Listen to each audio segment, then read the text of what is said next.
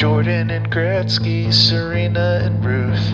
Remembering great ones is easy to do. But what about the no-names who spent their whole lives long snapping footballs and catching sack flies? They're guys, remember that guy. Remember that guy, remember that guy, remember that guy, remember that guy. They're just gonna remember some guys now. A magical night from Jeremy Lin. He's the hero from Harvard as the Knicks get a much-needed victory on Remember That Guy, the show where we mine our memories for nuggets of nostalgia about peripheral players past and present. Hey there, folks. I'm one of your hosts, James, and I had a normal amount of emotional attachment to the first round of the NBA playoffs this year. I'm glad you had a normal. It was normal for me, too, because... That's true. it normal was is the expected relative. amount. Normal is very relative. Diaz back with you once again. And we have a very special guest. He is actually the person who put the ball in Jeremy Lin's crib. Please introduce yourself. See, I thought you were going to say he's the person who made that video about Jeremy Lin basketball math, because I feel like that's more up my alley. But it is me, the very special guest Xavier. Guys, it's great to be back. I'm happy to be with you all. We're all treading lightly right now. How are we doing, everybody? Just let's get it out there. Well, I mean, listen, by everybody, you mean me, and by me, you mean the Sixers losing in the playoffs again. But here's what I'm going to say. I said this was the year, and I want to throw out, when I gave the run earlier of what it would end up being, I did say we would face the Knicks, so I was correct about the Knicks being part of the year. In all honesty, from a neutral perspective, if I can remove myself from it, this was the best first-round series probably since 2009 when you had the Bulls Celtics. Incredibly good. When genuinely, you had young D-Rose against that big three. Really disappointed that it didn't go 7 as like a neutral fan who, again, would have been able to sit through that with a little bit of stress, but nowhere near the amount that the two of you have been suffering the last week and a half. Right. And I mean, the timing of this, to go behind the curtain of the podcast, we're recording on Friday. It was just last night that Josh Hart ended the series as he started it, hitting threes that he simply did not hit all season. But he is a dog, and that is what dogs do in those moments, is they want the ball, and they shoot it confidently, and they make it. The Knicks team is full of dogs. The only thing that I will say is slander, and I do need to say it because as a Philadelphian, I need to get a little bit of slander out. And it's exactly what I texted you last night, Xavier. There is a beautiful irony that the Knicks resurgence began with you and millions of other New York fans yelling, "Fuck Trae Young," for doing this backwards hop bullshit and drawing fouls. And now here we are. There's a new guy. He's not as slight as Trae Young. He's a little thicker, so it doesn't look as much of a bitch move, but it is the same move. Jalen Brunson does do it a lot, but he's also incredibly good. He hit so many crazy shots in the fourth quarter for the Knicks. As the Sixers fan, to just give my thing on the Sixers, this is the least mad I've been at them since they lost to the Raptors. How much of that is the fact that the clearest source of blame also played their last minute as a Sixer the second that game was over? Oh, that's beautiful. That is a tremendous catharsis. Yeah. Referring to Tobias Harris, for those of you that do not hear how much he is hated in that city. Yes, and you always got to preface this with Tobias, seems like a really nice guy, does a lot of stuff for the community, he reads books, seems like a great person. But good Lord, he is without question. Like people were trying to say, is Jaylen Brown the worst max player of all time? No. It is not even close. Tobias Harris is by far the worst max player in the history of the NBA. And it'll be hard pressed for anybody to ever be as bad as he was while getting paid that much ever again. You need to consider the Sixers had 2 minimum salary guys in the starting lineup who both contributed much more than Tobias over this entire series. But the main reason that I'm not disappointed is not that Tobias is gone. It's that, look, man, that Knicks team is fucking tough. And they grind like hell. And the criticism of the Sixers at large, but specifically Joel Embiid, which is not unwarranted, has been when things get tough, they fold. When things get tough, Joel Embiid bottles up. Let's recap what Joel Embiid was dealing with in this series. Came back probably early from the meniscus injury. Very clearly re-injured the meniscus against Orlando at the end of the regular season. Very clearly re-injured the meniscus when he did that crazy dunk in game 1 that feels like it was years ago at this point. But he battled through all that. He's battling through Bell's palsy with half of his face fucking paralyzed. And like, personally, if that happened to me, you're not seeing me for a month. Like, I'm not leaving my house. I would feel so shitty about that. But he gets up the next day, battles through migraines. And specifically in that game 5, in that overtime, he gets the and one. He gets big offensive rebounds. He dives to the floor at the end of the game to get the ceiling rebounds. I am incredibly proud of him. I'm incredibly proud of Tyrese Maxey, who is only 23 years old. That's insane. I think we have a very real window the next 2 to 3 years. And in that context, this is still the year, because it is the year that I'm no longer lying to myself when I'm like, well, maybe things will get better next year. Things will get better next year. This was your Billy Cundiff kick. This will be part of the larger championship narrative, but this season ended in heartbreak.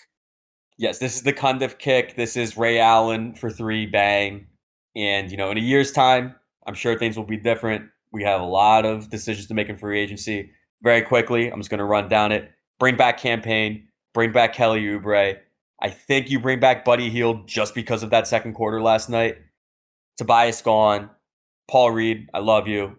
$9 million is too much for you. I'm sorry. I think you're gone. Kyle Lowry back, and Paul George. I know some good spots in Philadelphia if you're ever looking, because we all know you're coming. That's what I wanted to ask you, because I was listening to the Low Post earlier. They were talking about the Sixers' financial flexibility and what they could see them doing, and then that compared along with some other reporting I've seen today, it's like the Sixers have a bunch of targets for this offseason. Paul George, Jimmy Butler Part 2, Brandon Ingram, which I think would be a very interesting addition to the Sixers team, and KD if the Suns are collapsing next season. If you're trying to win now with Embiid, I can see going for KD because when the Suns are desperate.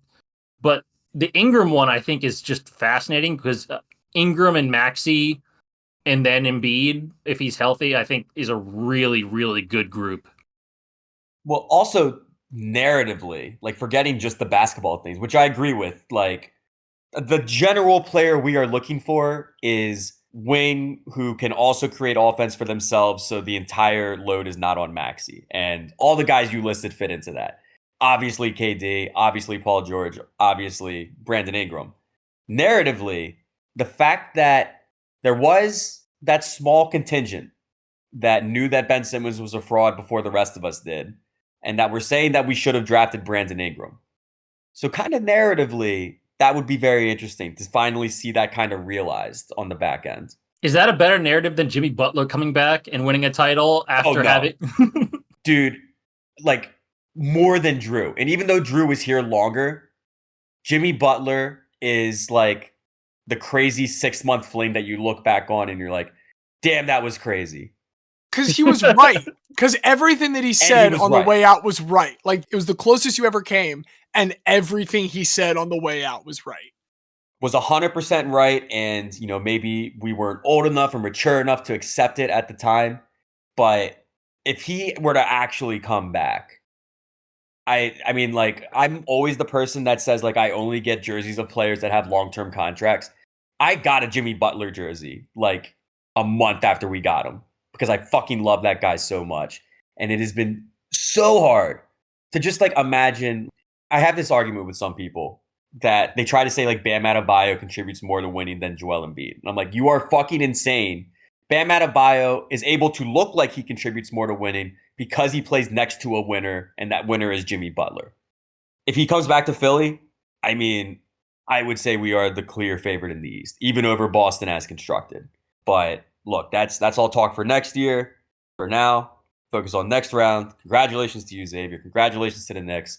That Knicks-Pacers series is going to be so fascinating because, it couldn't be two more stylistically opposed teams, where the Pacers want to get out and run, high flying, and the Knicks just want to pound you into the ground for 48 minutes with 3 of the 5 players on the court playing all 48 of those minutes. It's going to be interesting. The Pacers are a terrible defensive team and a terrible rebounding team, and the Knicks are an incredible defensive team and an incredible offensive rebounding team. But also, the Pacers had a much less strenuous first-round matchup. The Knicks lost another rotation player for the season during that series. So now they're down 2 of their top 7. Tibbs will have to really, use his bench and trust Precious Achiuwa and possibly Alec Burks. So we'll see what happens. We'll see what that series took out of them. I think the Knicks are probably still favorites for that series, which is weird because they're usually not favorites for anything. But we'll see what happens with that. Well, Xavier, other than the Knicks, you got any quick hits making memories for you right now? Yeah, a couple quick hits. Have you guys heard of Ryan Burge? Don't believe so. I feel like I'm on the verge of learning something. So Ryan Burge is a ex-British soccer player who played for a team called Port Vale for most of his career. And he had a very high-profile bust-up and ended up leaving the team. And he's been their number one hater on social media ever since.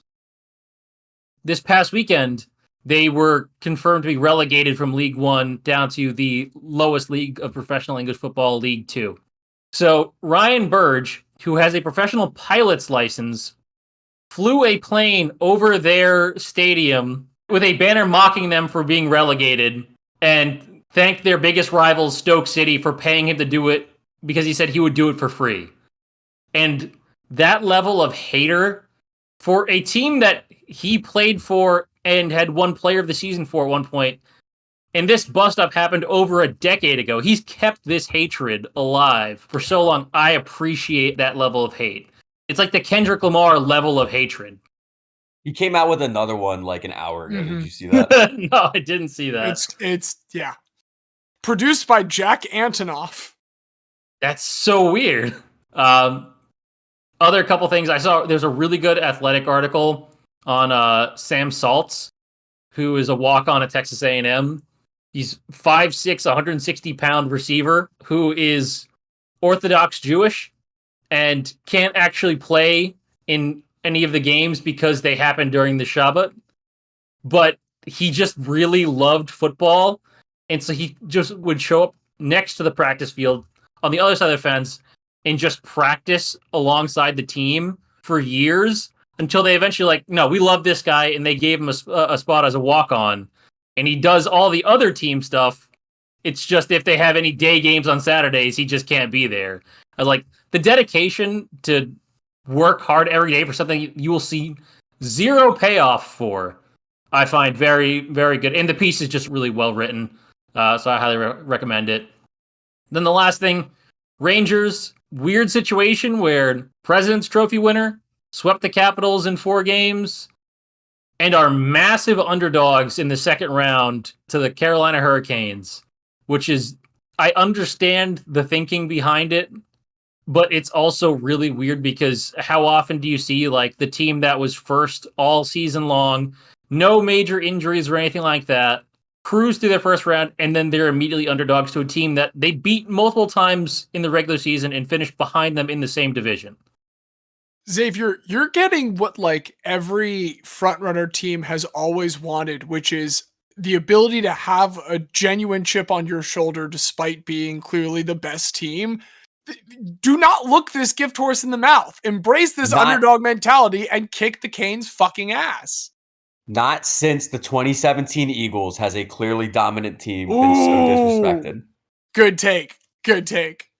Problem is I can't go to any of their games because they're geo-fencing ticket buying to only North Carolina, South Carolina, and Virginia because they are too afraid of Rangers fans filling out the arena because that happened in every single game in the regular season this year. Oh man, I wonder why someone would be worried about New York fans traveling to block out home fans in a stadium. Whosoever could imagine such a thing. Dude, there's nothing more emasculating than tuning into a home game and realizing, oh wow, they're chanting "fuck our best player." Wow. The radio calls of the Yankees game this series, as we won, were pretty brutal with like the cheers during it. There was athletic pieces about how Orioles fans were saying it was the best pro Orioles crowd for Yankees games in a while. And I'll be honest, I didn't watch any of those games because I was preoccupied with the Knicks and I could only deal with a little bit of stress. But I heard there was a lot of like a ton of Orioles fans at the. There absolutely was. The very literal inside baseball of it is that most of the audio pickup mics for the crowd are in the lower bowl, and all of the Yankees fans still buy up like everything on the third base side to be by the dugout. So it's always going to be like brutal on the radio. The one game that I went to of the series was phenomenal. Absolutely great energy. But speaking of things that speaking you of did, things James, that I've been to, places that I've been to. So this is the first time we're recording in a while because I was in Uganda for the wedding of an old dear friend. And I was pretty sick. I do not speak Ugandan, which is a kind of combo language mishmash of the dialects from the various kingdoms there. But I do speak the international language of sport. And there were I kind of kept a running note of just some of the fun sport experiences that I had during the whole trip, which involved layovers in Istanbul. And something I loved in the Istanbul airport, there was like a game station, just like one of those standing, you'd see them in malls the other day, like two controllers just stuck out of a little console. And every single time I went by, it was just flight attendants in between flights playing FIFA. Guys being dudes, absolutely phenomenal. Got to, when we were in Uganda, see the enormity of Mandela Stadium, the national stadium for all of the like Ugandan soccer games that happen. It is the biggest thing for so far in every direction. And the fact that like this enormous man-made monument that dominates the landscape is their soccer pitch, their football pitch, whatever you will. I got to watch some soccer on a phone with the family of the bride, and just like watching a phone, drinking a bunch of Nile and Bell beers, which are the two main ones that you get out there. Man City versus Nottingham, and just very fun. They loved all of the Americans, particularly the Muzun-Guy. My wife and I, and one bridesmaid and her boyfriend, that would be the four white people that existed for miles in every direction at all times. Richard Burton would be proud of you. And maybe not speak, but no, it's we fit into that niche well. A very white thing was during the groomsmen getting ready the day of. We're all sitting around the hotel room and flipping through channels, and cycling was on. It was the tour of Turkey. I was, oh shit! I like sat down watching. The rest guys were like, oh, gotta put it down, and then kind of watched me watch cycling for a while. Again, all the rest of these guys, cool black dudes, and then there's me. And and they are you saying that you're not James? They are not black. They're like absolutely getting into it with me. Like they really enjoyed the inner workings of how the strategies were going. So that was really fun. Went golfing for the second time ever. The first was the bachelor party for this same groom. That was in Vegas, this gorgeous course with like mountains in the background. I was like, oh, surely this is the nicest place I will ever golf, given that I may never golf again. But the groom did want to go golfing a second time. So now I've also golfed on the shores of Lake Victoria, which is much prettier than Las Vegas, believe it or not. Stupidly gorgeous. We had caddies, which I was terrified of at first because I'm like, this guy is going to get sick of me. But I would like to say incredibly competent for a second time. My buddy is trying to like convince me he thinks I'm some kind of savant about it. But shout outs to my caddy Enoch, who made that a much more pleasant experience than it could have been otherwise. No, a good caddy can make a golfer, you know? We can shout out your boy. Shout out Enoch. He was compensated handsomely for his patience. I did, on the flight back, get the excellent Ugandan kit that I am wearing right now from the airport on our frantic way out for exactly 20 US, and it is nicer than anything I've gotten from Fanatics in years. On the flight back, I had never been in planes with like screens before, and everyone's like falling asleep. I'm terrified of planes, so I can't really sleep on them, and they have live sports. Watched the Madrid Open set of Nadal versus Andrea Pachin from Argentina. Great match, like looked like it was going to be a blowout initially, but really turned into a phenomenal match. And it's in front of the Spanish home crowd, so everyone's loving every second of it. He's eating it up, and it was fun to watch that live with everyone else just asleep around me.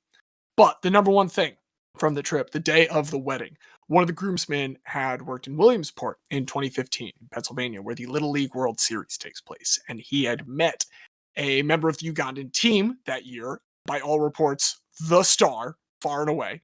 This guy's name is Francis Alemo. You can find a video. Diaz very quickly found a video when we were mentioning this day of him lacing a double up the middle to score in a game against, I can't remember the country. DR. DR. There you go. That's solid competition there. Finds out that B, who is talking to him, we're a couple hours away, and he decides to come to the wedding. He was totally welcome at the reception, cut a rug, sat with us at the table next to the bride and groom, and just a really sweet guy and really fun to learn a little bit about the 2015 Ugandan Little League World Series team from him. He very bashfully admitted, I was the best. And that sums up my sporting notes from the trip to Uganda. Really fun time. Really looking forward to not going over oceans in a metal can anytime soon. That's the beauty of sports. You can be, what was the word? What was their word for gringo? Muzungu. Muzungo. You can be a Muzungu. Often said with love. I should say, there was no... Well, I say gringo with love. Yeah, there was no hate. People were fascinated by us. We kept getting reminded, you are probably the first white people that many of these small children have ever seen. Wild. That happened in China to Caitlin. I remember when I visited her, the Didi driver, which is their Lyft, snapped a photo of Caitlin. Everyone, all the tourist places that we went, everyone wanted to get pictures with us. We're props, and you know what? That's fine. That could be white people sometimes. It's everyone else a lot of the time. Before we go on to everything else today, I just saw some guy who's an actuary and basketball fan put together a thing of NBA playoff series quality rankings from 1997 to 2024, ranked by average win probability movement and improbability of comeback for each game. And there are 3 series that are far and away better than any of the other ones. 1, Knicks and Sixers. Another is Chicago and Boston. Do you know what the third one is? All playoff series? We're going back to 97. So it's 97 to 2024. I will say this one is much more recent than 97. Spurs Heat 2013. Let me think. That's my guess.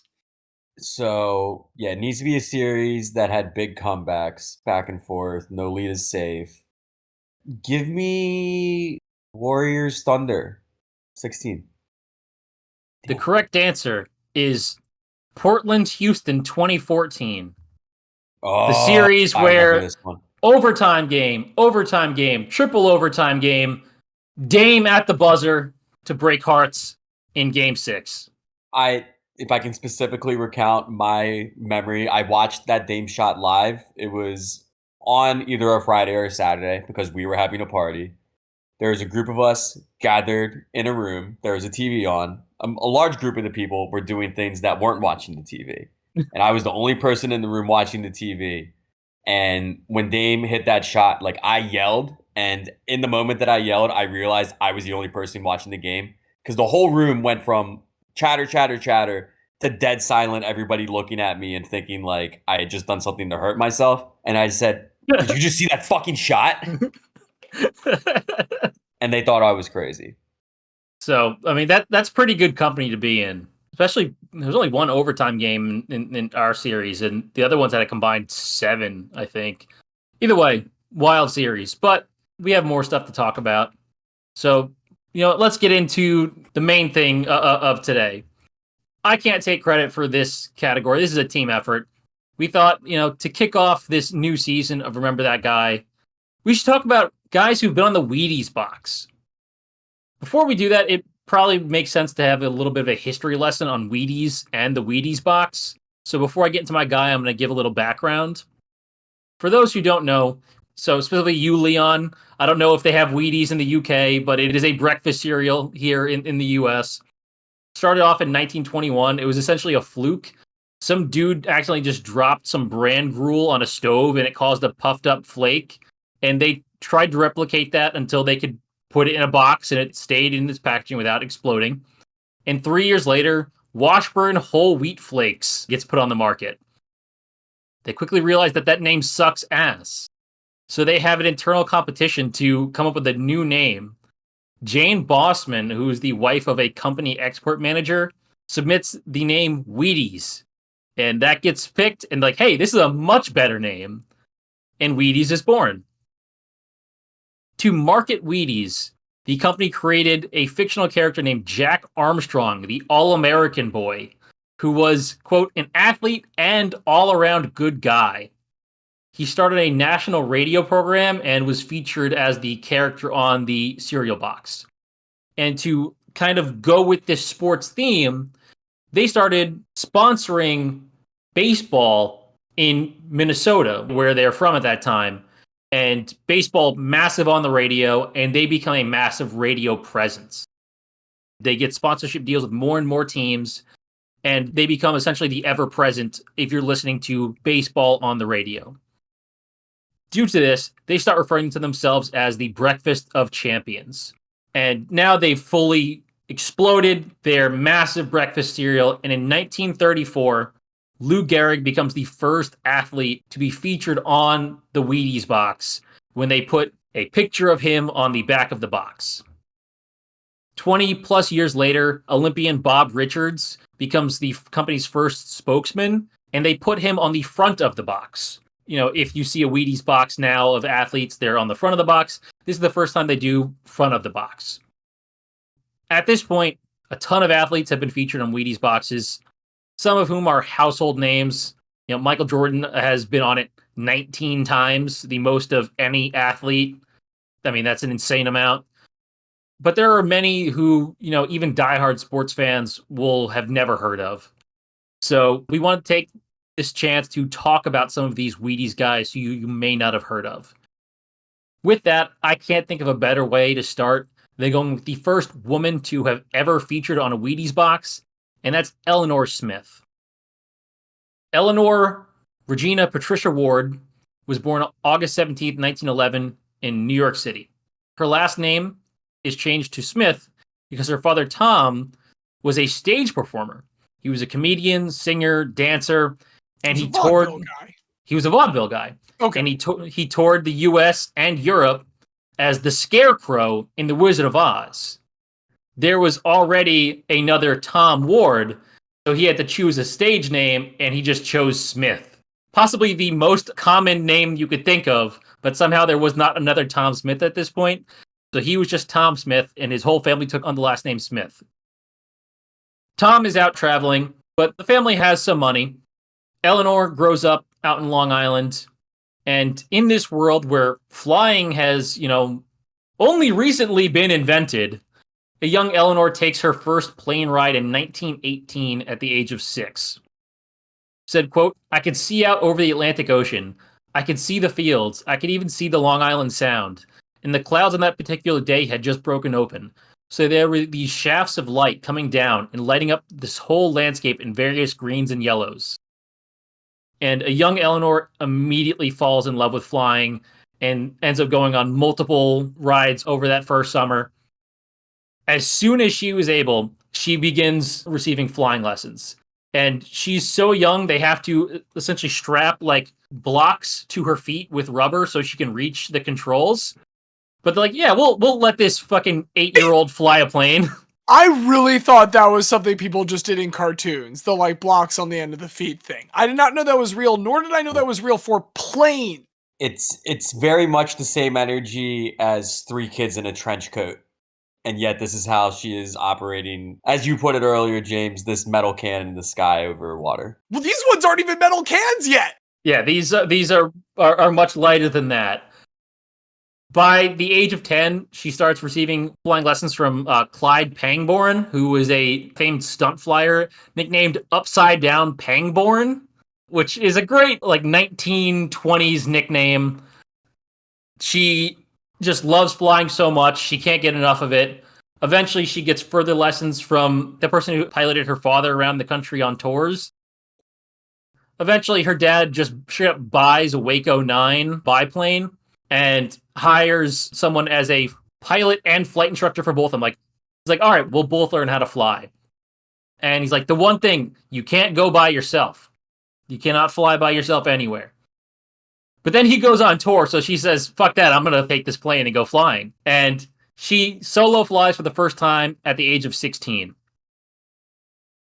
She started testing to see how high up she could take the plane. She later wrote in her memoir, "I had no business fooling around up there without oxygen, and I knew it." But she just enjoyed it. And word gets around of this 16-year-old who is solo flying all over Long Island. It was arranged for her to get FAI, the Fédération Aéronautique Internationale, license and a certified barograph. Orville Wright is actually the one who finalizes her FAI license, which is just nuts. Like, hey, we've just invented this thing. Like, yeah, I'll certify your license for you. Just 3 months after her first solo flight, she sets an official light plane altitude record of 11,889 feet in the Waco 9. So she's going up almost 12,000 feet in like a baby biplane with no oxygen, nothing, as a 16-year-old. To me, this is just a drug addict, but her drug is oxygen deprivation. And she's just finding ways to do it that aren't going to get her judged. That's what this sounds like to me. Because, yeah, I was wondering, like, I don't know, when flying, I wouldn't think highest elevation would necessarily be like the dream I aspired to. After you could see the little ants underneath, how high do you need to go? Maybe like I want to fly long distances. I want to fly fast. Don't worry, we'll get to all those things. Don't jump too far ahead. In September of 1927, she becomes the youngest U.S. government licensed pilot on record, still to this day. And she really has her like big coming out party in fall of 1928. So at this point, she's a regular at Curtis Field, and a former barnstorming pilot who hung out there had bragged to Elinor and a bunch of other regulars about a failed attempt to fly under a bridge. This same guy ends up spreading rumors that Elinor had gone to do it, but was too afraid and backed out to make himself look better. And so she's like, bet, I'll do it. I'll take care of that. The 17-year-old Elinor Smith decides, you know what, fuck it, one bridge isn't enough. I'm going to fly under all 4 bridges on the East River in one go, the Queensboro, Williamsburg, Manhattan, and Brooklyn bridges. So she visits all 4 bridges. She studies their structures, suspension features, pillars, noted the surroundings, their use, river tides, extent and nature of the traffic underneath the bridges, and then does some aerial reconnaissance to plot the route that she would fly to go under them. And then also practice some, low-level flying around ships in Manhasset Bay. On Sunday, October 21st, 1928, the weather's perfect. She gets her friends to help her push the Waco 9 out of the hangar onto the airfield, does a final check, hops into the cockpit. She later recounted that when she was seated in the cockpit making preparations, someone taps her on the shoulder. When she turned around, quote, "I found myself staring into the handsome face of the world's hero, Charles Lindbergh. Lindbergh gave her a big smile and said, 'Good luck, kid. Keep your nose down in the turns.'" Smith succeeds in this dare, and according to the Cradle of Aviation Museum, she is the only person to ever fly under those 4 bridges in one go. According to one recounting of her flight that was in the 2010 Wall Street Journal, Smith headed south in her Waco 9 biplane, dodging ships while flying beneath the Queensboro, Williamsburg, and Manhattan Bridge. She finished by flying sideways beneath the Brooklyn Bridge and then circled the Statue of Liberty twice. One account of her finish noted that boats in the harbor blew their whistles to salute the young pilot. Quote, "I had to dodge a couple of ships near the bridges, but there was plenty of room." Although she didn't know it at the time, newsreel crews were there to film her at each bridge because some of the regulars at Curtis Field had decided to make bets on whether she could do it. And the ones that bet that she could had tipped off the media, be like, hey, you're going to want to be at these bridges to catch this. So that way they'd have evidence on film that they could use to get everyone else to pay up, which ended up working out perfectly because she becomes a celebrity. Like, everyone sees this. It's all over the news. The mayor is like, you may have broken a bunch of laws doing this, possibly, but it was really cool. It's like you didn't do it by the book, but I like your style, kid. The Department of Commerce technically grounded her for 10 days, but at the same time as their letter had sent a request for her autograph. So that's we really have to suspend you by the letter of the law, but that was really fucking cool. This gives her the nickname the Flying Flapper of Freeport, which is also a very 1920s nickname. They love their alliteration, don't they?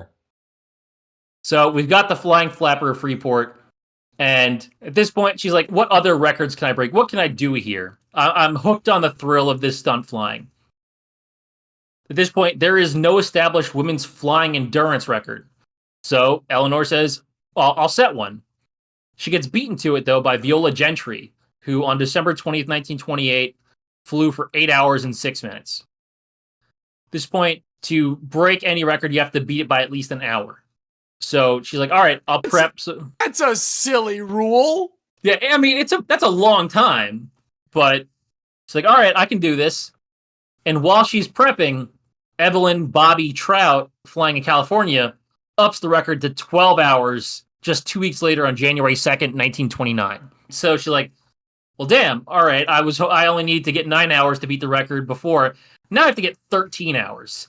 And it's the middle of January in New York, and the weather is awful. The public airfields are in really bad shape. So she petitions the military to use Mitchell Field, which was better taken care of because the military needed it. On January 30th, flying an open cockpit Brunner-Winkel biplane on a day when the temperature was 0 degrees Fahrenheit, Elinor Smith sets a women's solo endurance record of 13 and a half hours. Her plan was to fly through the night and land in daylight, but it was so fucking cold in the sky on a day when it's 0 degrees on the ground. The plane is freezing, her body is freezing, and essentially she has to land early. And she just ended up being very lucky on this because it's nighttime, there are no lights on the runway, she fires a signal flare, and one person sees it, and she's able to follow that person down to the ground. Upon landing, she said that she promised herself, quote, never again to display this blend of incompetence and arrogance. That doesn't really last long, because Bobby Trout takes back the endurance record a month later with a 17-hour flight, and at this point, Eleanor's like, all right, I gotta do something that's gonna make it so that no one can break this. So, April 1929, she absolutely smashed the record with a 26.5-hour solo flight on a Belanca CH monoplane. And don't forget, she's 17 years old when she did this. 26.5 hours in the air by herself. She's also the first woman to ever fly a plane that large. And it's also wild because she has mechanical issues during this flight. The way she notified the people on the ground was by writing a note on a piece of paper and dropping it to the ground in a weighted sack. The note said... the Nicolas Cage Con Air with Dave Chappelle's body. The note says that she was having trouble with the stabilizer and had both arms, quote, wrapped around the stick. She ended the letter with, quote, tough night, but it won't be long now. Once she landed, she said, I think it's wonderful that I broke the record. Now I want to get some sleep. And immediately left. Which makes sense because she was a 17-year-old who just flew for 26.5 hours by herself in a plane with mechanical issues. I will say the 17-year-old part, I think, it makes it very impressive that she pulled this feat off. However, specifically as it relates to the functioning without sleep thing. Yeah. I think 17 is like just about the prime age to pull an all-nighter like that. It's crazy to pull your all-nighter flying a plane. But like, I stayed up for like 26 hours researching and writing a paper that I should have done before then at that age. Yeah, but how much caffeine were you on? I seem to remember there was a 12-pack of Coca-Cola when it started, and there were none left by the time it was done. Dude, your teeth. Ow. Oh, they definitely hurt. They definitely hurt after that. 1 month later, she decides to go with what James was talking about and sets a women's world speed record of 190 miles an hour in a Curtiss military aircraft. So we've got altitude, we've got endurance, we've got speed. Don't worry, James, she's going after all of them. She's running out of things to do, so the parachute maker, Irving Parachute, hires her to tour the United States, and they make her the first female executive pilot in the world. On this tour, she does air races, She's the pilot for synchronized, like, multi-person parachute drops. Whole lot of cool stuff that everyone's enjoying. A couple months later, she tries to set a different endurance record. This time for endurance with mid-air refueling. So these are the ones where you stay up there and another plane comes up to try to give you fuel in the sky. And so you have to do this with 2 people in your plane and 2 people in the refueling plane. And so she's working with Bobby Trout this time. Their goal is to get 100 hours consecutive in the air. Problem is that there's no one who's really as good as them who could be their refueling craft. So they kind of have to just see what they can get. The person who ends up, say they'll do it, they don't have the right plane for the job. They can't match the speed of the Sunbeam that Elinor and Bobby are flying. And so they're having real issues with the mid-air refueling part. They try multiple times. First time that they try, 12 hours in, they're doing a refueling in the sky near Catalina Island, and turbulence rips the hose from Bobby Trout's hands, covering her in airplane fuel. The guy on the other end in the other plane, his hands get all ripped up and covered in blood. Both planes have to go back down to the Metropolitan Airport. Thankfully, no one's seriously hurt. They end up trying a bunch of other times. They always fail at between 10 to 18 hours. Finally, November 29th, weather's good. They've practiced and practiced. They're finally able to get a good run in. It's not 100 hours, but make it 42 and a half hours consecutive in the air. 36 hours in, the refueling craft does have engine problems and has to return home, and that's why they couldn't go longer than that. But still, massive success for them at that point. A couple months later, switches back to altitude records. She adds a full mile to the altitude record, flying to 27,419 feet, which is just absolutely nuts. And when she lands, she has an interview with NBC. Everyone who hears her just says, wow, this girl is extremely eloquent. She's so personable. And NBC hires her immediately to be like, hey, we need you. We want you to commentate on like anything having to do with aviation.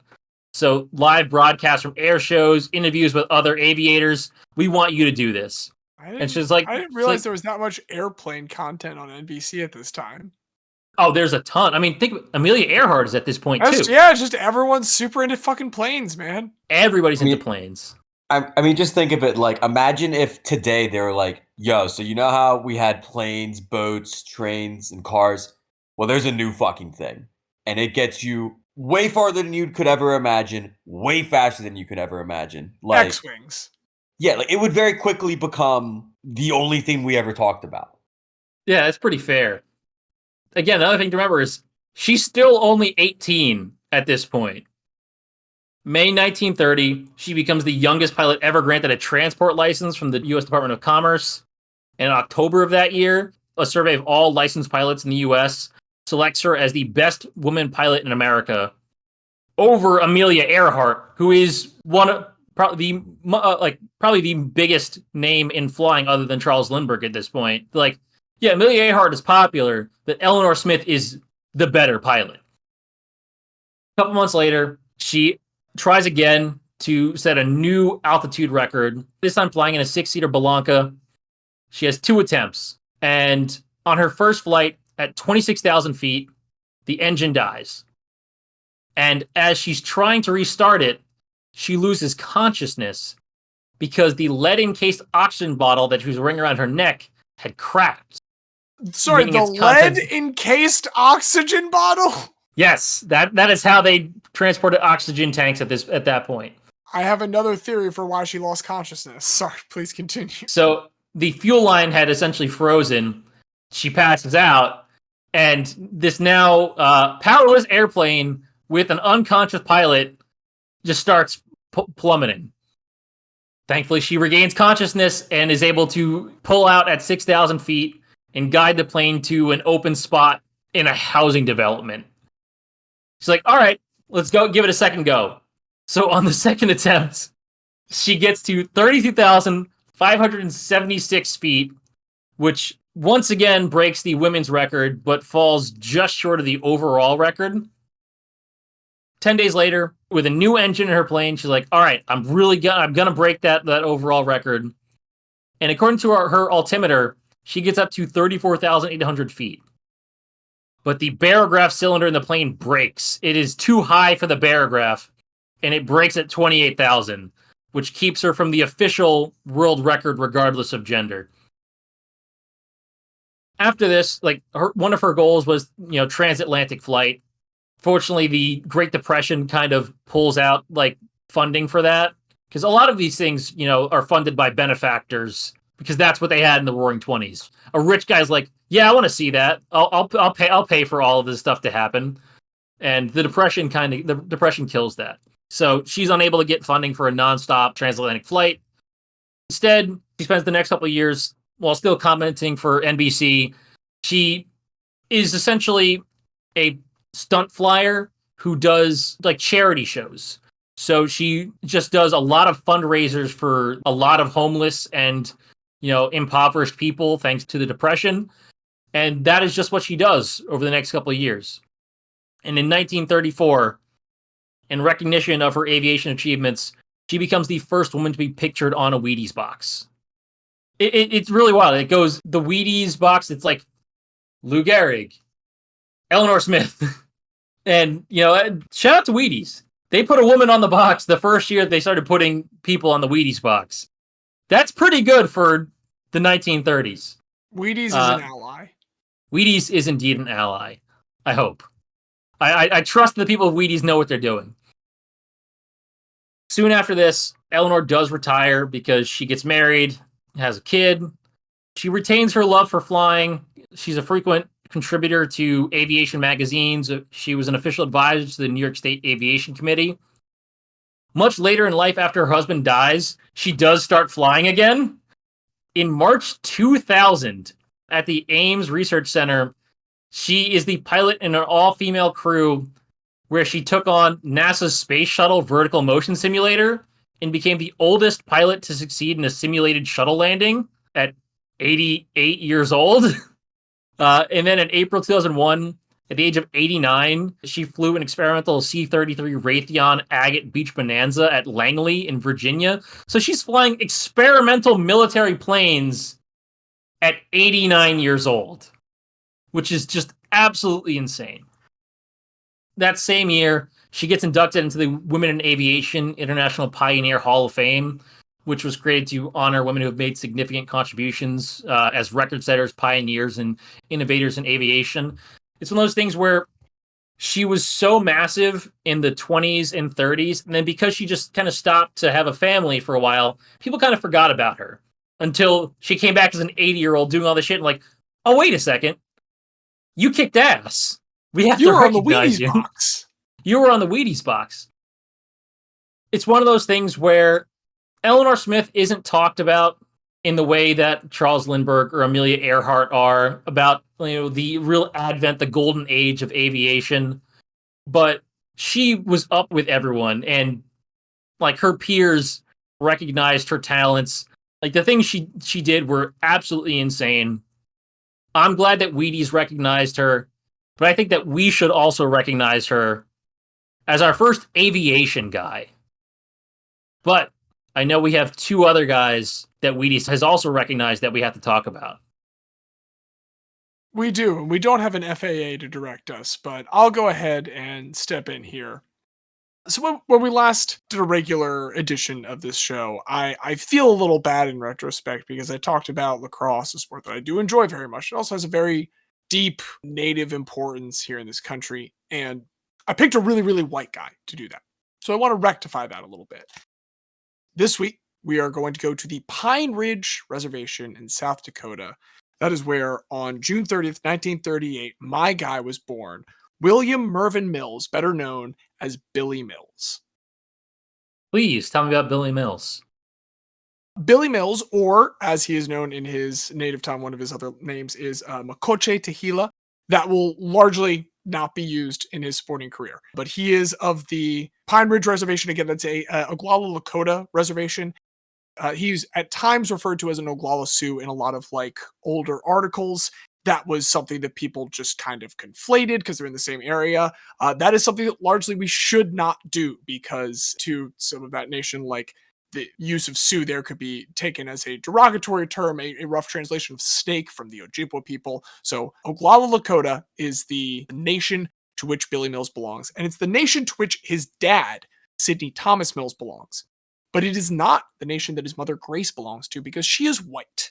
So from a young age, Billy Mills has this like inner turmoil of that kind of split racial identity. Ayeska is the term that they're using around there for mixed blood. And it is difficult for him to deal with. It's not the last difficult thing that he deals with. At the age of 8, his mother dies, and he and his dad bond and kind of push through it. He leans on a lot of the spiritual teachings from his dad. He tries to reconcile that with like the Christian stuff they learned from his mom. And that helps him there, but his dad cannot help him later on at the age of 12 when his dad dies. And now Billy Mills is an orphan with neither parent to lean on. And so he enters the system and finds himself at the Haskell Institute in Lawrence, Kansas. Nowadays, this exists as the Haskell Indian Nations University, and it's actually a really awesome, like, native managed, great self-determination model. It's been a university. It's attended by people from all over the country. So this isn't one of the bad ones that... So I said current day, that's what it is. Okay. Now, it did start out as the United States Indian Industrial Training School. It was, like, fully a residential school at that time, cutting people's hair as they came in, like, teaching them to largely eschew their traditions and assimilate into white culture. That is still kind of going on. It's a little bit better here in the 50s when he arrives. He's looking for an outlet. Like, he is still on the outside looking in most of the time for like the culture as a whole, and he has no support system whatsoever. He's here in Lawrence, Kansas, which is very, very far from where he had been growing up. And so he turns to sports. He had done a little bit of boxing and a little bit of running on the res. But those two body types, if you want to take one of them seriously, like, they don't super mesh. And so he leans into running, and he starts really doing some of the longer running, in particular, the 10,000 meter and cross country. He wins a cross country state championship while at the Haskell Institute, and that's going to get him a chance to do some college track at the nearby University of Kansas. He sticks to the long courses because this is a quote from his coach, Bill Easton. I do apologize for some of the words that'll be in it. "Billy, Negroes are sprinters. You're an Indian, and Indians run forever." The idea was that, like, he was genetically predisposed to endurance running. That's what his coach, who is in charge of him at this university, says to him, point blank. Yeah, I mean, you got to remember time and place, but it's pretty hard to say a more problematic statement than that. It's rough. We'll see how much of it I left unbleeped. Kansas is a track powerhouse at this time, so it is a good place to be at. They do win in 59 and 60 the Outdoor Track National Championships. Mills is a 3-time All-American, wins the 1960 individual title at the Big 8 Cross Country Championship. But, I mean, if that's how his coach is talking, you can imagine some of the other hardship that he is enduring at this time. He's very often ostracized now that he is not just in a native school area. He is very often the only native runner. He is very often excluded from pictures of all of the other white contestants when such promotions are going on here in the Midwest. And it gets to him, and he talks about dealing with a lot of like suicidal ideation and depression. And so he, after failing to qualify for the Olympics in 1960, really just stops running, takes a big break, about 18 months altogether. During this time, he graduates in 1962, has a degree in physical education, and he goes and enlists in Marines. He's married to his wife, Pat, who he's met around this time and will continue to be married to for his whole life. And this whole time, she can tell that he misses running, that it is a void in his life that he needs to fill. And so she finally, after months and months and months of kind of like getting on him about it, convinces him to take it back up after this long 18-month break. And he turns back towards his 10,000 meter specialty. The 10,000 meter in like international history. Sorry, what country do you think initially really like dominated the 10,000 meter? I'm curious. What do you think in terms of just a national country at the Olympics was dominating early on? Switzerland. Switzerland is an interesting guess, Diaz. The early 10,000 meters. Give me England. So we're looking for Finland. It was the Flying Finns for the first few decades there at the beginning. From 1912 to 1936, at the 6 Olympics held during that time, they won 12 of the 18 total medals, including 5 of the 6 golds. But at this point now, post-World War II, the Eastern Bloc and Soviet Union in particular have taken over this because, as they do in many sports, as we've mentioned before in many sports, they have a state-sponsored team. They can have people afford to do this full-time all the time. And so how can America and a guy like Billy Mills respond? By basically doing the exact same thing, because he is a Marine, and the Marines decide to field a full-time track and field team. So he is now able to do full-time track with the Marines. He is a strong competitor. He honestly feels better than he ever has before talking about it. And then in 1963, he has a very important meeting with a guy from Australia.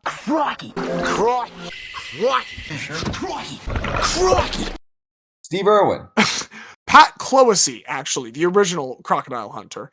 Pat Clohessy turns Mills on to the interval training that this guy, Arthur Lydiard, is starting to pioneer. He's from New Zealand, so I don't have to do the sound again yet. Arthur Lydiard is taking off the work of the guy to do the first sub 4-minute mile, Roger Bannister. It's just a whole bunch of white guys in the Commonwealth who have figured out the secret to endurance training. Billy Mills starts learning from this. He starts taking this interval training and just the natural skill that he's already had really kind of gets him to the best shape of his life. We've heard that cliche all the time. There is, unfortunately, one thing that happens to his body also at this time. In 1963, he finds out he has type 2 diabetes. So just as he's getting into the best shape of his running life, he learns that he has, his tendency towards hypoglycemia. But between Clohessy's recommendations, between the work that he's able to do now that he knows that that's the state of his body and properly prepare for it, he is able to get to the U.S. Olympic trials, finish second in both the 10,000 meter and the marathon to Jerry Lindgren, and that qualifies him to make it to the 1964 Tokyo Olympics. He is not considered a major contender in either of his categories. This is a guy that is happy to be here and going to run his hardest.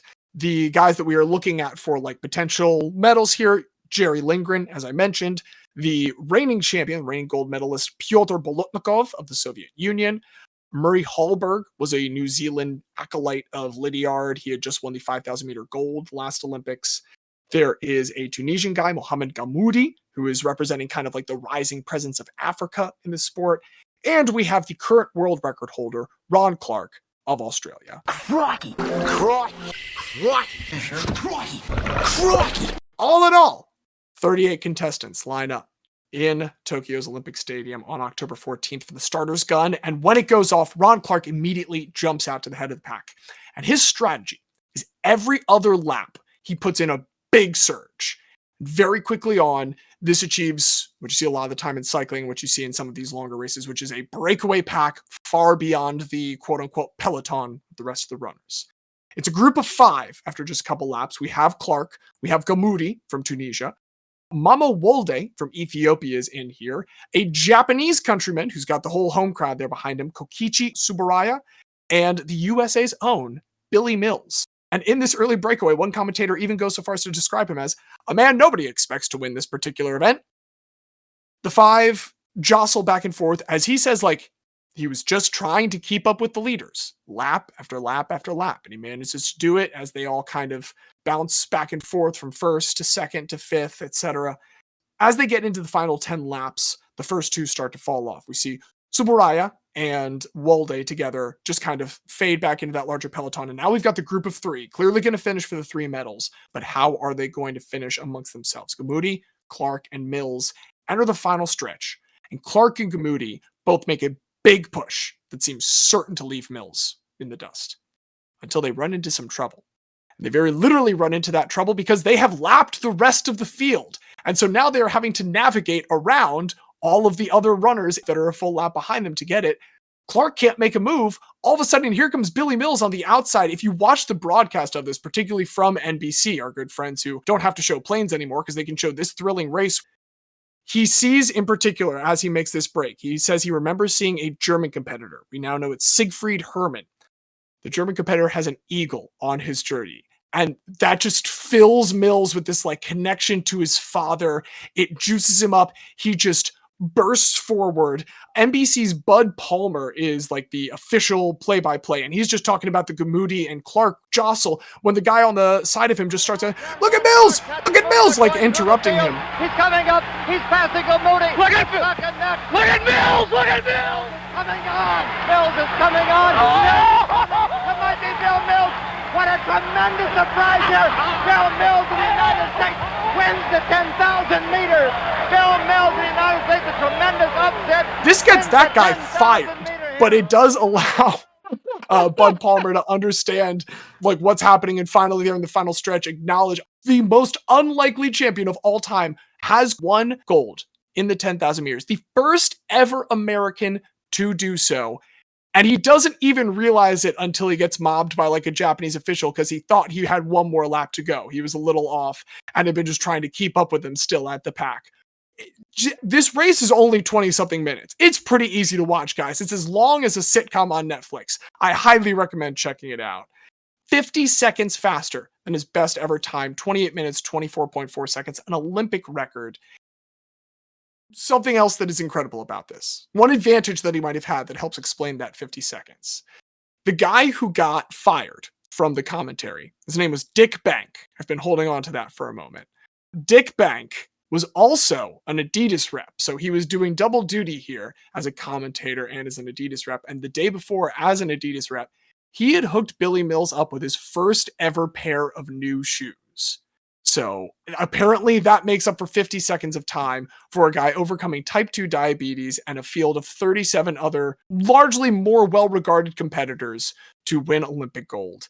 It's incredible. He comes back an American hero. He is put on the Wheaties box. He gets a whole write-up on the back of it with several pictures of his finish. He does also, for what it's worth, finish a respectable 14th in the marathon. Runs for a little bit more in the 1965 season. He does at the 1965 AAU Championships have another really great race with Jerry Lindgren. This is another one you can find on YouTube. You only need to see like the last minute of it because immediately, even more so than the 64 Olympic finals, it's just Jerry Lindgren and Billy Mills as a breakaway almost from the beginning of the race. And at the very end, the two of them neck and neck sprinting.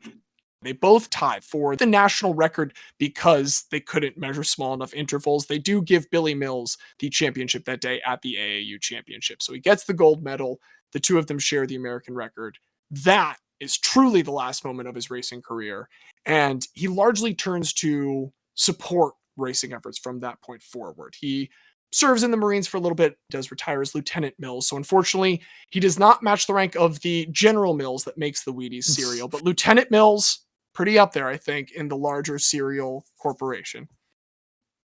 There is this tradition when you are honored by your nation, as he later is, and this is referring to his Oglala Lakota nation, which he's really able to kind of lean into now, even overcoming his reservations about that half-blood status that he had.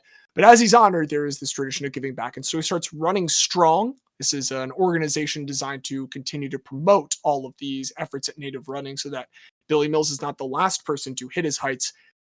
To this point, though, Billy Mills is the last person to hit those heights. No American since 1964 has managed to win gold in the 10,000 meter. In fact, no American had managed to medal until very recently. All the more insane that, like, the one time we had really no hope of any great track star coming through and managing this is when Billy Mills comes out of nowhere to do it and then largely returns to nowhere. He does get a spot in a lot of different Hall of Fames. He is in, the National Track and Field Hall of Fame, the U.S. Olympic Hall of Fame, the National Distance Running Hall of Fame, the Kansas Hall of Fame, the South Dakota Hall of Fame, the San Diego Hall of Fame, the National High School Hall of Fame, and the National Native American Hall of Fame. It's a lot of halls. I know it's a lot of Hall of Fames, but I do really want to give a chance to shout out this American hero who continues in this long legacy of, Jim Thorpe, Louis Tuamina, who is the only other person that had ever medaled before Billy Mills for America in the 10,000 meter and who was a member of the Hopi Nation. There are these indigenous Americans that have been true American heroes in a way that no one else has been able to replicate in this field. It is, I think, important to highlight those guys, to remember that the idea of American heroes is complicated, and we shouldn't be considering the people that we normally do without also considering this field. So that's why I hope we consider Billy Mills, and I will stop running my mouth now because Billy Mills is much better at running his feet than I am at that. So we have two people so far that have been on the Wheaties box that were trendsetters, let's say, within their respective fields. We have Elinor going to heights literally never before reached. We have Billy Mills going distances and times literally never before done. And we're going to talk about a guy today who also is a bit of a trendsetter in his field.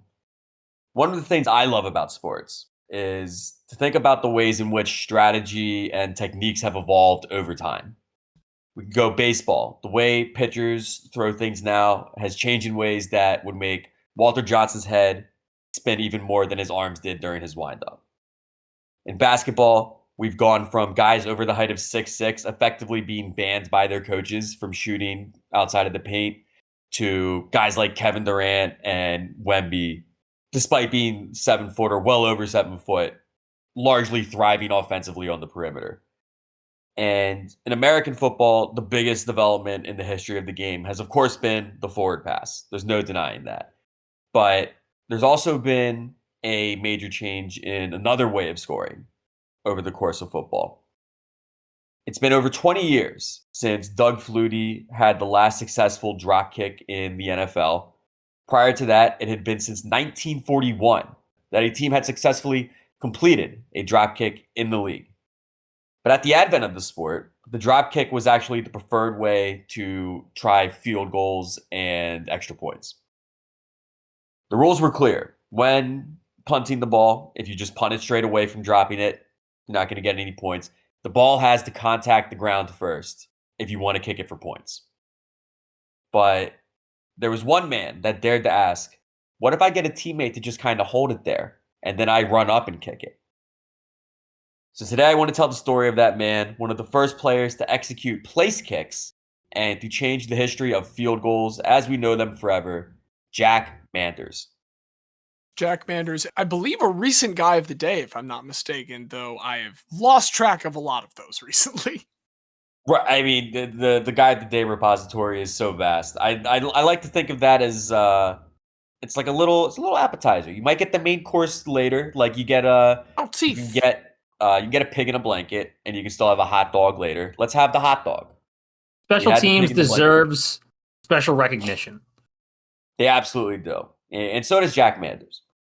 John Albert Manders was born January 13th, 1909 in Millbank, South Dakota. There's not a ton available about his family. We do know he had a brother, Pug Manders. Pug, of course, was also a football player. Went to the NFL. He played for the Brooklyn Dodgers/Tigers. So a very fun time in the early NFL with the Manders brothers. Jack Manders starred for his local high school before he would enroll at the University of Minnesota. And even though the main part of this story is going to be about his kicking exploits, don't get it twisted. He was a beast in all phases of the game. He led the Gophers in rushing in both 1930 and 1931. In 1931, he earned a first-team All-Big Ten place. And for his senior year in 1932, he was named a third-team All-American. So thriving in all phases of the game at this point. In 1933, he's drafted to the Chicago Bears, and he forms a formidable 1-2 punch at the running back position with his fellow Gopher alum, Bronco Nagurski, which I know a lot of people say Dick Butkus is the best football name of all time. I really got to give it to Bronco Nagurski. As much as my inner 12-year-old wants it to be Dick Butkus, it's Bronco Nagurski. Dick Butkus, it's more like just a shock that it's real. Bronco Nagurski is actually better. Right, I would agree with that. Like Dick Butkus sounds like somebody's, pulling your leg. But yeah. Bronco Nagurski, that's right up the alley. So, signs with the Bears, him and Bronco Nagurski. As that 1-2 punch, they combined for over 800 yards on the ground in his rookie season. But his biggest contribution within this season is his kicking. In this first season, he sets an NFL record by making 76 consecutive extra points, which today is still, obviously now it's a little longer, but even when it was the same distance as it was originally, 76 in a row is pretty damn impressive. Getting to be a kicker long enough to earn 76, like you assume you're being competent at the other facets and you just continue to produce that. Like that's a solid kicker. An incredibly solid kicker. And also, again, just to refresh your memory from the intro, he is doing this place kicking because you have the two ways that you can score from a kick. You have the drop kick, which is you drop it, you let it bounce, and then you kick it. You have the place kick. Another person holds it in place. You run up and kick it. Now, presumably we are still doing just like the front on kick, right? Like straight Right, to yeah. Straight on kicking. The soccer style didn't really start until Garo Yepremian wasn't the first one, but he's like the first one I can think of. It's around that era when you started getting the soccer style kicking. But yeah, just running straight at it, getting a nice boot, makes 76 in a row. And that kind of consistency is a big reason why the Bears find themselves in the inaugural NFL World Championship. Now, it's 1933. There's only 10 teams in the league. Most of them are within pretty close proximity. All of them are in the United States. But baseball's got the World Series. NFL's got the World Championship. Why not? That first World Championship is played on home ground at Wrigley Field as the Chicago Bears play host to the New York Giants. And it is Jack Manders, of everybody on the team, who becomes the first in history to score in the NFL championship game when he puts up 6 points, not with a touchdown, 2 field goals to put the Bears out to an early 6-0 lead over the Giants. He would kick one more field goal in the third quarter. He would get an extra point along the way as well. But as it's late into the fourth quarter, the Giants actually lead 21-16. The Bears get a go-ahead touchdown with 2 minutes left. Jack Manders adds the extra point to provide the winning margin, 23-21, as the Chicago Bears win the first NFL championship, thanks to 11 points from Jack Manders. Because of this impressive season with 76 in a row extra points and also being perfect on the day, kicking extra points and field goals to get those 11 points, he earns the nickname Automatic Jack. That's a good nickname. There's been some good nicknames so far today. Look, it rhymes. It tells you exactly what he is. There's nothing much better. Following season, you might worry about a sophomore slump. You don't have to worry about that with Automatic Jack. He's going to lead the league in scoring, and because of his kicking prowess, he's named first team All-Pro. We'll go ahead to 1937. He again leads the league in scoring, and he's named to his second All-Pro team. He again gets a taste of the NFL championship game, and this time he was known for a lot more than just his kicking. In the 1937 NFL championship game, Jack Manders gets a rushing touchdown. He gets a receiving touchdown. He gets an interception on defense, and he also recovers a fumble on defense. He also goes 3 for 3 on extra points, giving him 15 points for the game. The 15 was not enough. The rest of the team only managed to put up 6 as Washington beats the Chicago Bears 28-21 in that NFL championship game. But this incredible feat of having a rushing touchdown, a receiving touchdown, an interception, and the fumble recovery all in the same game was not done again until 1999. Would either of you like to guess the player to pull this off? Important question. Did they also get an extra point? They did not get an extra point. So if we add that element, Jack Manders is still the only player in history. Which I think is important. Like, Shohei Ohtani, eat your heart out. Marshall Faulk. I don't know.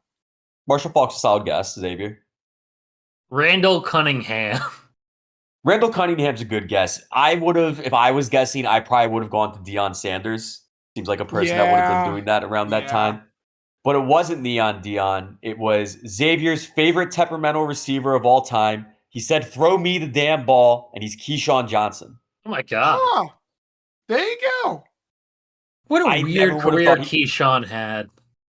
he really could have been one of the all-time great receivers. I feel like he's a guy whose body maybe let him down a little bit as he got older because, yeah, specifically that Jets team with Vinny Testaverde. I mean, that was my first, hey, this isn't my team, but this is a fun fucking team to watch. Loved Keyshawn. Yeah, his career was so interesting because he was never on a team for that long. Pretty much everywhere he went, it ended badly. So I don't think any fan base claims him, which means we have a guy who was a number 1 overall pick with a 10-plus year career that nobody cares about, which Like is Gary Sheffield. wild. There's people who like Gary Sheffield. But like a same, kind of transient lifestyle. I mean, to me, it's a shame. And I'm actually hard-pressed to think, like, he's probably the first quote-unquote diva wide receiver, right? Like the receiver who gives you a lot of headaches but is still talented enough. Maybe you could say Chris Carter, but like he wasn't an attitude problem. Like he just had a drug problem, which he beat. But I think Keyshawn was the first. I mean, he literally wrote the book, Throw Me the Damn Ball. Probably the first Keyshawn. supplemental receiver. But only the second to get the receiving, the rushing, the interception, and the fumble recovery in a game. And there will only ever be, I would guess, I would be shocked. That seems like the most unbreakable record because nobody's going to even get the opportunity to play in all 3 phases like that anymore. Yeah. But Jack Manders did it when you throw in the extra point as well. And when we get to 1940, his career's starting to wind down a little bit. You're seeing his playing time dwindle, but he's still a pretty automatic kicker as Chicago Bears go into the NFL championship again. They get a rematch with Washington. So trying to exact revenge for that loss just 3 years prior. They get out to an early start. There is a almost nice 68-yard touchdown run by Bill Osmanski in the first quarter. Automatic Jack adds the extra point to make it 7-0. And this game quickly becomes a riot. Is The Bears, this the one I think it is? this is the 73-0 game. Yup. This is the worst blowout in the history of the NFL championship. Also a seemingly unbreakable record. 73 margin of victory in a Super Bowl will never happen. In a game, period. In a game, period, let alone the Super Bowl. But I mean, we did see a team put up 70. Yeah, but Denver scored. Right, exactly. I think we could see a You got to 70-point pitch a win at some point. shutout too the whole way. Well, here's the thing. Even if we saw a 70-point, it still wouldn't be 73. Yeah. You need Jack Manders to go out there and add the field goal to make the difference. There were no field goals within that game. What there were, and like, I think it really sends home how much the Bears were trying to disrespect Washington in this game. There were 5 different Bears that made an extra point in that game. Just let including everybody Jack kick. Manders. Everybody gets the kick.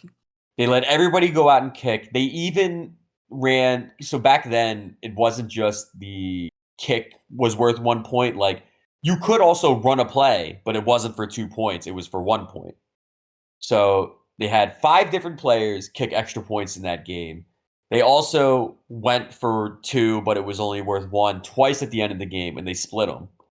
So that ends up with your margin of victory, 73-0. And, I mean, what a way to send out your career. And that's exactly what Jack Manders is thinking. He got his revenge on Washington. So after that 1940 season, he does retire.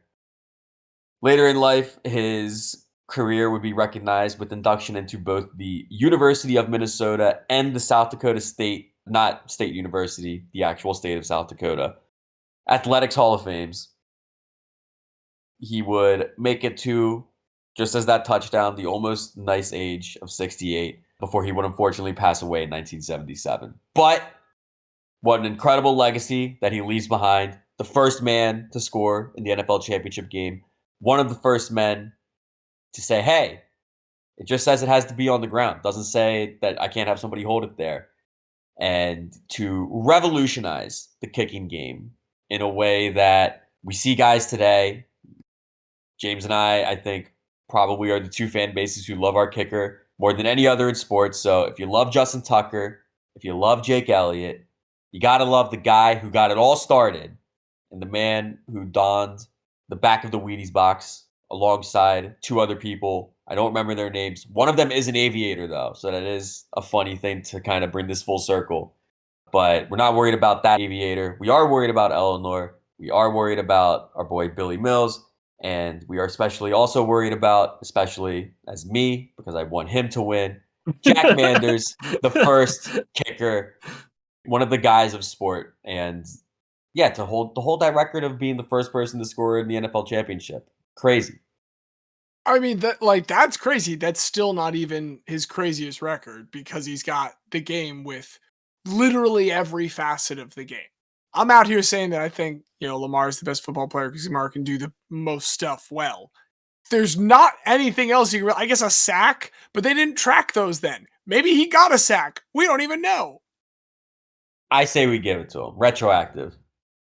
I'm happy giving him that. I'm not happy just handing him, though, a spot in the hall. I do want to take some time to think through this. Here's my thing with Elinor is there is a chase of records, to be sure. We're discussing the Breakfast of Champions here. And through no fault of her own, simply through lack of a championship in her chosen field. While she has the record, is she truly a champion? I think so. I mean, not in that same way, but we've talked about multiple people who do types of speed-based or travel-based records before, and their records are the form of champion for their the chosen thing they're doing. Guy Martin was also going in races, and I'm seeing Jack Manders over here with a couple of NFL championships. Seeing Billy Mills with a gold medal. There are things that you can say about Elinor Smith, but if you're going to say that she wasn't champion enough for the Breakfast of Champions, but the Breakfast of Champions put her on the box the first year they were doing it as the first woman, I don't know. They clearly thought she was champion enough. So if we want to go we like Billy Mills' story better, we like Jack Manders' story better, that's fine. Because I liked everyone's story. I think all three of these guys are very deserving. But they were all on the box. Does she have a trophy we can point to? I'm sure she does. Because there were air races. That was one of the things that they did. Okay, if she is competing, I'm gonna give her champion status. Obviously, yes, as you said, the breakfast box already did. Diaz, you seem hard in the tank for Jack Manders, but how do you feel about the other two? I mean, the thing, I'll push back on your specific point against Elinor because it's not like they have a world championship of who can fly the highest. Yeah. You know what I mean? It's a constantly moving target. I understand that it is not her fault that there just isn't a championship to win. Right.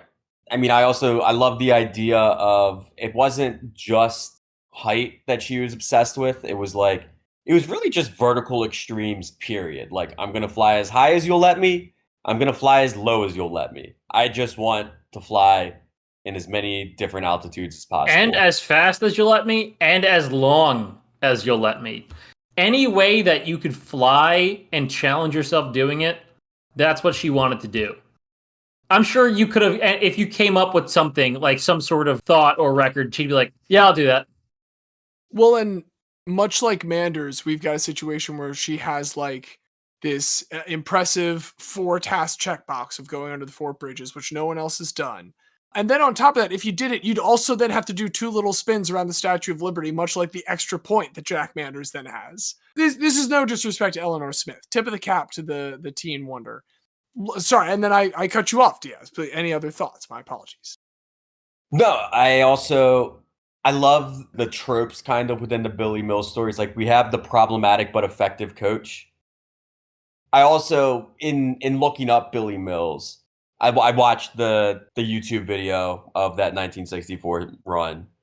What I'm annoyed by is it's an alternate commentary than the one that's listed on the Wikipedia for the video I found on YouTube. Yes, you can find the NBC broadcast of the ends of it. There are people who've put up that clip, so I'll recommend that you check that out as well, folks. But even that brief clip one that I'm sure was the one you might have found illustrates so well how theatrical the race was. The sun starts to set halfway through, the stadium lights come on. It's really a gorgeous race to watch.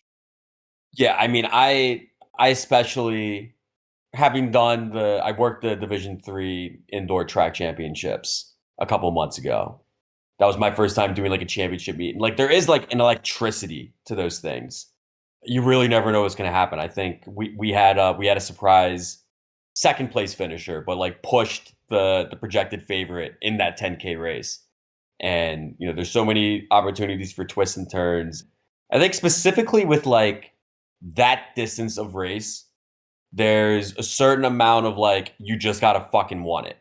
I think sprints, it's biological how fast you can run.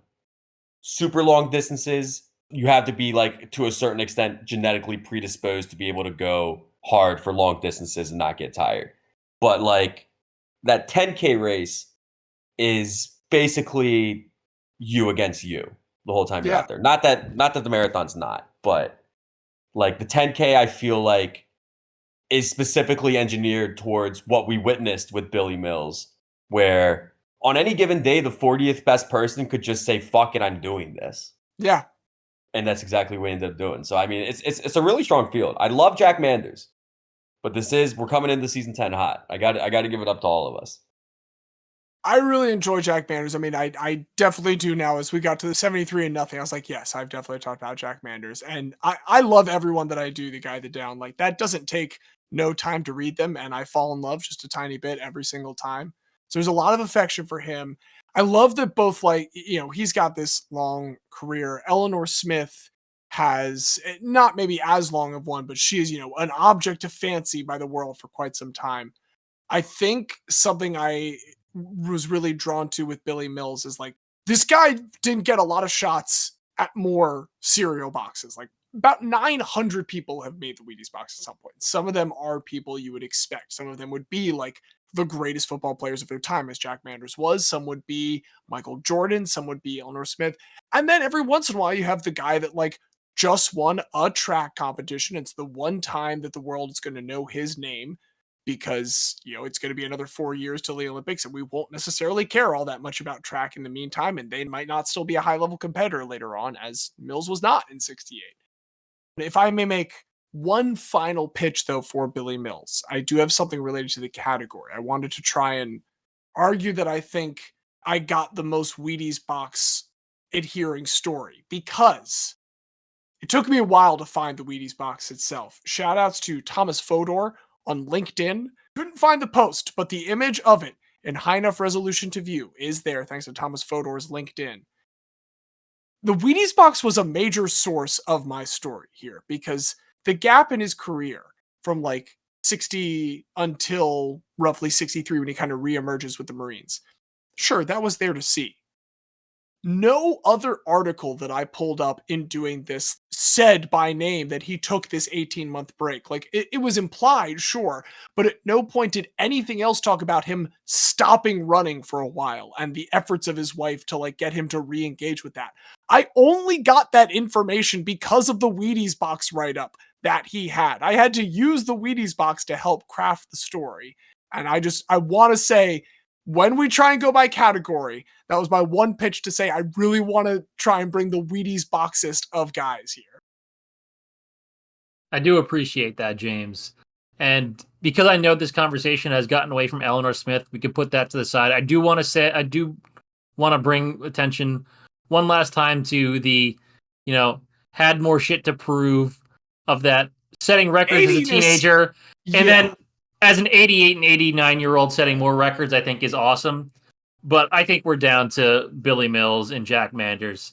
And this is tough because I like the Wheaties boxness of Billy Mills, but I also love special teams. And this one is tough for me. But I feel like Billy Mills has more of the Wheaties box energy. Like, if that makes any sense, just from the presentation, like I have a picture in my mind. Like I feel like having not seen the Wheaties box pictures for either of your two guys, I feel like I can visualize the Billy Mills one in my mind. And when I can't decide, that is almost certainly like what I has been had the like this picture. You see the Elinor Smith picture in there right now. It's like the old-fashioned like portrait. I do like that look too, but I think I'm going with Lieutenant Billy Mills because they put Lieutenant on the box too. You can see Lieutenant Billy Mills literally under the General Mills logo. Yeah, that's pretty good. That might be the differentiator. Unless Diaz can bring up the Jack Manders logo and it looks even cooler. Well, here, I'll send it to you guys right now. And, we'll post all of these on our Discord when the episode comes out. So, you'll see it on our Discord. He's got a stamp. Yeah, you'll see it on our Discord. But, if we're going to say what Place the tiebreaker kick should powerhouse. Boots him with uncanny accuracy. It's such, 30s phrasing. It's incredible. I obviously would still pull for Jack Manders. However, I can reconcile that for the Wheaties box category, the tiebreaker should be who had the bigger spot on the Wheaties box. Jack Manders occupies but a third of the back of the box, while Billy Mills is front and center, and that is why he's front and center of our 3 nominees this week. He is running away from the pack, even though you didn't see him coming. He's letting Elinor and Jack elbow each other on the inside while he goes out into lane 4 and bursts ahead and runs up the steps into our Hall of Guy. Welcome to the Hall of Guy, Billy Mills. Welcome, Billy Mills, to, I lost count of how many halls you are, but you're an old hat at this. You know what to do. You know how to stroll in, take your place, and I think you've done so rightfully. I'm happy to welcome in Billy Mills, and we're happy to have had you here, folks. We couldn't have you here, though, without the help of some people, including producer Craig, all the coders behind him, and our musical director, Don Ham. Thanks to him for that lovely theme music, and thanks to you for joining us as we kick off the 10th season of this show, which, even if we've completely arbitrarily decided that a season is roughly the length of a season here, still pretty fun to say that. So it's been great, and we are glad that you continue to make it great, and I'm glad that these 2 guys also continue to make it great. Baseball season's in full swing, but anything else for you guys to say on the way out? People who get mad about April baseball are so silly, because 2 weeks ago, every online commenter was saying that the Phillies need to move on from Rob Thompson, and now we have the most wins in baseball. And I think reacting either way at this point is pretty ridiculous. I'm very glad the Phillies are winning more than they're losing, but come on, just enjoy baseball right now. There's no need to put expectations on it. Just watch it for what it is, baby. It's beautiful. Watch that for what it is. Enjoy it. Enjoy everything else that we have at bit.ly/rememberthatguy, all one word, all lowercase. And you can enjoy that until you see us next time. And until then, I will be busy being one of your hosts, James. I've been the very special guest, Xavier. And I'm Diaz. And as Mike Breen yelled as Josh Hart ripped that shot through the net, Guy!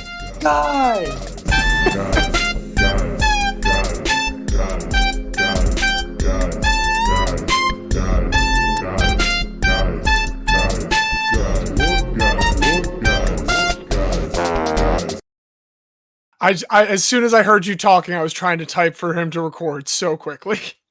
Okay, I'll just re-say it. Look, Allen Iverson, I love him. He's an incredible legend of the game. But when I saw him shooting around after the practice today ahead of the Iverson Classic, his jumper was really off. He wasn't making 18-footers. We all know Allen Iverson likes to have fun off the court. I'm ready to run Broad Street in 2 days. I'm in pretty good shape. I am very confident that I would beat him one-on-one as he is now. Even 5 years ago, I'm sure he would demolish me. But right now, I got him.